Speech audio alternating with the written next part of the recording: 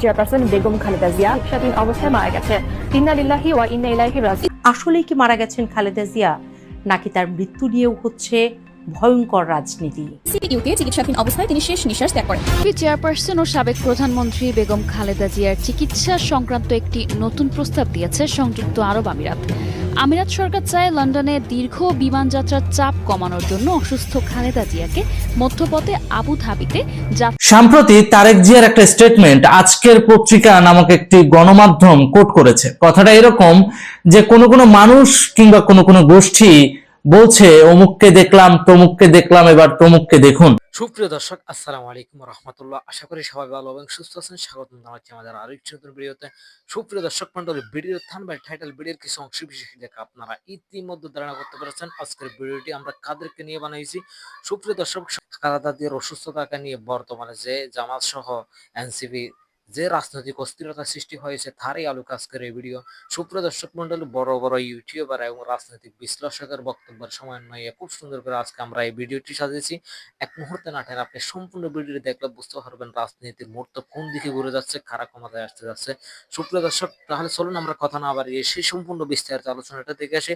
তার আগে আপনাদের প্রতি আমাদের একটা ছোট্ট রিকোয়েস্ট, যারা আমাদের চ্যানেলে নতুন, চ্যানেলটি সাবস্ক্রাইব করে লাইক করে শেয়ার করে আমাদের সাথে দেখুন। আর ইতিমধ্যে যারা চ্যানেলটি সাবস্ক্রাইব করছেন আপনাদেরকে অসংখ্য ধন্যবাদ। তাহলে চলুন আমরা বিস্তারিত সামাজিক যোগাযোগ মাধ্যম ভরে গেছে খালেদা জিয়ার মৃত্যুর খবরে। বলা হচ্ছে কমপক্ষে 3 দিন আগে মারা গেছেন সাবেক প্রধানমন্ত্রী।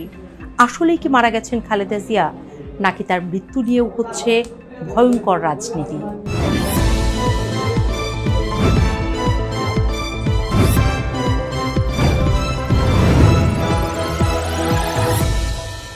বুধবার ডক্টর রিচার্ড বিউলের নেতৃত্বে যুক্তরাজ্যের একটি মেডিকেল প্রতিনিধি দল এভারকেয়ার হাসপাতালের 4র্থ তলার সিসিইউতে প্রবেশ করেন। তারা খালেদা জিয়ার বর্তমান শারীরিক অবস্থা পর্যালোচনা করেন এবং হাসপাতালের স্থানীয় মেডিকেল টিমের সঙ্গে প্রাথমিক আলোচনা করেন। হাসপাতালে আসছেন একের পর এক ভিআইপি। একই দিন সন্ধ্যায় হাজির চীনা ডাক্তাররাও। সেদিনও আবার হাসপাতালে গেলেন প্রধান উপদেষ্টাও। অর্থাৎ বুধবার বেশ ঘটনাবহুল দিনই দেখল এভারকেয়ার হাসপাতাল। খালেদা জিয়া বেঁচে আছেন নাকি মারা গেছেন এই নিয়ে কানাঘুষা চলছে বেশ কয়েকদিন ধরেই। দলটির কেউ কেউ আগেও বলেছিলেন ম্যাডামের অবস্থা ক্রিটিক্যাল, তাই বলে কি এমনটা বলে দেওয়া সম্ভব খালেদা জিয়া মারা গেছেন? সামাজিক যোগাযোগ মাধ্যমে এমনটা কেন ছড়িয়ে যাচ্ছে বা ছড়ানো হচ্ছে, নাকি এর পেছনে চলছে কঠিন রাজনীতি? যাই হোক, খালেদা জিয়ার মারা যাওয়া কি আসলেই খুব জরুরি কারো জন্যে? চলুন জেনে নেই খালেদা জিয়া মারা গেলে লাভ কার আর ক্ষতিটাই বা কার। খালেদা জিয়ার অসুস্থতা বা মৃত্যু নিয়ে তৈরি হওয়া এই ধোঁয়াশা কেবল একটি পরিবারের ব্যক্তিগত শোকের মধ্যে থাকছে না। বিশেষত জাতীয় নির্বাচনের ঠিক আগে দেশের প্রধান একটি রাজনৈতিক দলের প্রধানের শারীরিক অবস্থা নিয়ে এই ধরনের আলোচনা স্বাভাবিকভাবেই রাজনৈতিক অঙ্গনকে উত্তপ্ত করে তুলছে। মৃত্যু হলে লাভ ক্ষতির অঙ্ক কষছে কারা? বিএনপির চেয়ারপারসন খালেদা জিয়া দলটির ঐতিহ্য, অনুপ্রেরণা ও ঐক্যের প্রতীক। দীর্ঘ রাজনৈতিক জীবনে তিনি নেতাকর্মীদের কাছে আপসহীন নেত্রী হিসেবে পরিচিত। তার মতো একজন ক্যারিশম্যাটিক এবং সর্বজনীন নেতার আকস্মিক প্রস্থান দলের ভেতরে ক্ষমতার ভারসাম্যের বড় ধরনের প্রভাব ফেলতে পারে। বর্তমানে তারেক রহমান ভারপ্রাপ্ত চেয়ারম্যান হিসেবে দল পরিচালনা করলেও নেত্রীর মৃত্যু হলে অভ্যন্তরীণ কোন্দল বা নেতৃত্ব নিয়ে প্রশ্ন দেখা দেয়া অস্বাভাবিক নয়। এমন অবস্থায় বিএনপির নেতৃত্ব এবং সাংগঠনিকভাবে দুর্বল হলে ক্ষমতাচ্যুত আওয়ামী লীগ এই সুযোগে মাথা তুলে দাঁড়ানোর চেষ্টা করবে, যা দেশের সামগ্রিক রাজনৈতিক স্থিতিশীলতা ও ক্ষমতার ভারসাম্যের উপর বড় প্রভাব ফেলবে। অন্যদিকে অনেকের মতে খালেদা জিয়ার মৃত্যু হলে সবচেয়ে বেশি লাভবান হতে পারে বাংলাদেশ জামায়াতে ইসলামী এবং এনসিপি বা অন্যান্য ছোট দলগুলো। বিএনপি দীর্ঘদিন ধরে জামায়াতের প্রধান রাজনৈতিক আশ্রয়স্থল হিসেবে কাজ করছে, কিন্তু সেই জামায়াত আর সেই জামায়াত নেই। তারা এখন বিএনপিকেও টেক্কা দিচ্ছে। জরিপ যা বলছে রীতিমতো ঘাম ছুটে যাওয়ার কথা বিএনপির। এরই মধ্যে যদি খালেদা জিয়া মারা যান তাহলে বিএনপির আত্মবিশ্বাস নিশ্চিতভাবে কমবে। অনেকেই খালেদা জিয়াকে পছন্দ করলেও তারেক রহমানকে পছন্দ নাও করতে পারেন। অর্থাৎ খালেদা জিয়া না থাকলে সেই ভোটটি চলে যেতে পারে জামায়াতের ঘরে। নির্বাচন সন্নিকটে থাকায় দলটির মাথা মারা গেলে বিএনপি তাপ হারাবে, ফলে জামায়াত বা অন্যান্য ছোট ইসলামী বা জাতীয়তাবাদী দলগুলো জোটের রাজনীতিতে নিজের গুরুত্ব বাড়ানোর সুযোগ পাবে।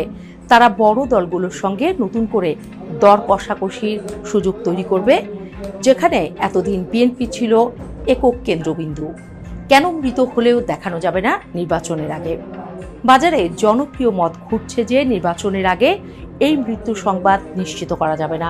এর পেছনে রয়েছে কৌশলগত ও সুদূর প্রসারী রাজনৈতিক কারণ। খালেদা জিয়া বর্তমানে কেবল একজন নেত্রী নন, তিনি গণতন্ত্র ও সংগ্রামের এক মূর্ত প্রতীক। এই প্রতীকের অনুপস্থিতি দলের কর্মীদের মনোবল ভেঙে দিতে পারে, বিশেষ করে যখন দলটি কঠিন আন্দোলনের মধ্য দিয়ে যাচ্ছে। এই প্রতীককে বাঁচিয়ে রাখা মানে দলের কর্মীদেরকে এক শক্তিশালী মানসিক নির্ভরতা দেয়া। বর্তমানে তার অসুস্থতা নিয়ে যে সহানুভূতি তৈরি হয়েছে তা বিএনপিকে একটি রাজনৈতিক সুবিধা দিচ্ছে। এই সহানুভূতিকে কাজে লাগিয়ে নির্বাচনের মাঠে সুবিধা নিতে চাইলে প্রতীককে জীবিত রাখতে হবে। মৃত্যু সংবাদ নির্বাচনের আগে চলে আসলে সেই সহানুভূতির স্রোত অন্যদিকে ঘুরে যেতে পারে। উপরন্তু তার শারীরিক অবস্থার উন্নতি পর্যবেক্ষণ করেই তারেক রহমানের দেশে ফেরার সিদ্ধান্ত নেবেন। একই সাথে তার চিকিৎসার জন্য ভারত এবং চীন উভয় দেশের প্রধানমন্ত্রী উদ্বেগ ও সহায়তার প্রস্তাবের কারণে আন্তর্জাতিক অঙ্গনে বাংলাদেশের অভ্যন্তরীণ পরিস্থিতিও গুরুত্বপূর্ণ হয়ে উঠছে। এই আন্তর্জাতিক নজরদারি বহাল রাখতেও তার জীবিত থাকাটা জরুরি, এমন মত ঘুরছে সোশ্যাল মিডিয়ায়। বিশ্লেষকদের মতে খালেদা জিয়ার মৃত্যুর সংবাদ যদি নিশ্চিত হয়, তবে বিএনপির ক্ষতি কেবল আবেগগত থাকবে না, তা বহুবিধ হতে পারে। যদিও তারেক রহমান ভারপ্রাপ্ত চেয়ারম্যান, কিন্তু খালেদা জিয়ার মতো কিংবদন্তি নেত্রীর অনুপস্থিতিতে তার নেতৃত্বকে চ্যালেঞ্জ করার সুযোগ তৈরি হবে। এতে দল বিভক্ত হওয়ার ঝুঁকিতে পড়তে পারে।